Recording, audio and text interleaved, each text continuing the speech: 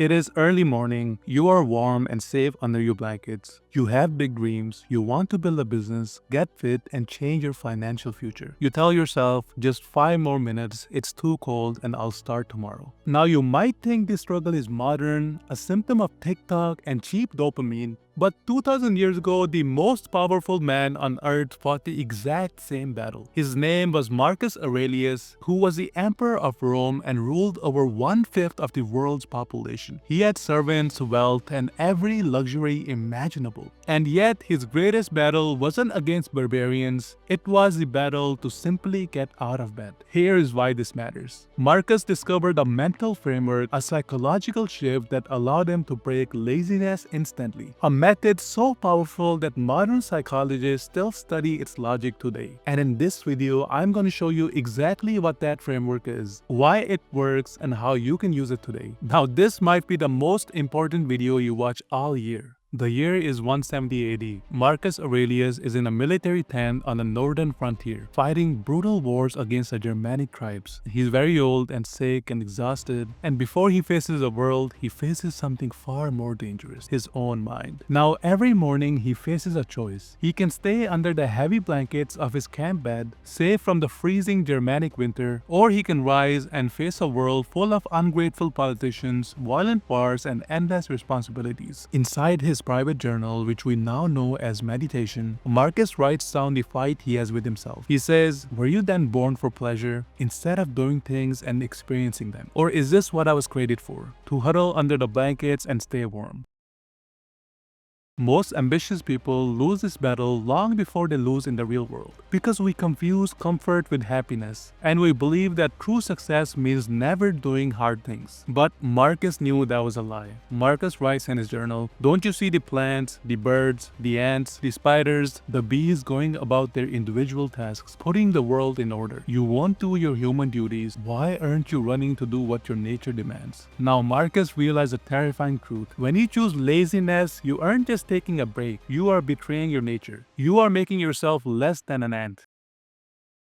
Now, the Stoics believe that everything in the universe has a function. A knife is made to cut, a fire is made to burn. And if a knife could feel, it would be happy when it cuts. If it sat in a drawer, unused, then it would be miserable. Now, here's the thing, we are also the same. When we avoid the word that nature demands, we are of course gonna feel empty.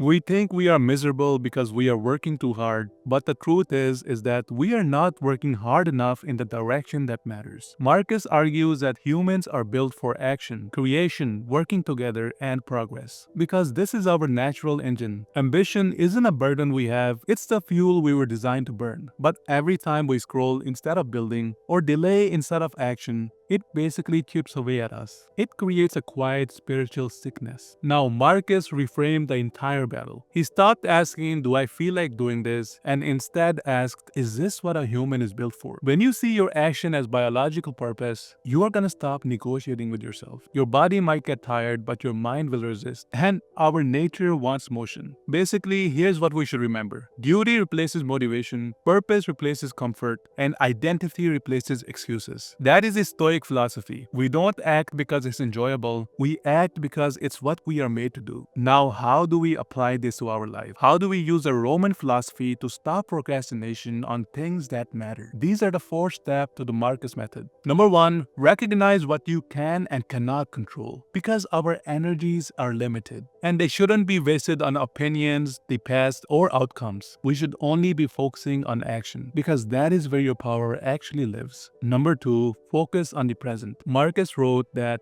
don't let the imagination be crushed by life as a whole, because laziness often comes from overwhelming ambitions. We see the huge mountain we have to climb and it messes with us. So we gotta stop looking at that mountain. We just gotta look at the next step we have to take. Like for me, I have to film this video. That's it. The same thing Marcus did is that he didn't worry about the whole war. He just worried about the single meeting he had that morning. So isolate the present moment and you endure just the next hour of work. Number 3, notice the resistance, reframe it, and act immediately. Here's the thing Marcus used to do. He used to force a small physical action like standing up or beginning the task right away to break that mental loop we have. This tiny action will dissolve laziness. Like if I have to film this video. I should just start setting up the lights. Finally, number 4, the ultimate deadline. Marcus famously said that you could live life right now. Let that determine what you do, say, and think. We are lazy because we think we have so much time. We think there will always be tomorrow, so why not just start tomorrow? The Stoic reality is that we might not have tomorrow. If this was our last week on earth, would we still do the things we are doing right now? The bed will always be warm. The dream will always be scary. But we were not born to sleep. We were born to build, create, and act. The ambitious part of us is the truth, and the lazy part of us is a lie. Do not be the knife that stays in the drawer. Be the knife that cuts. Wake up.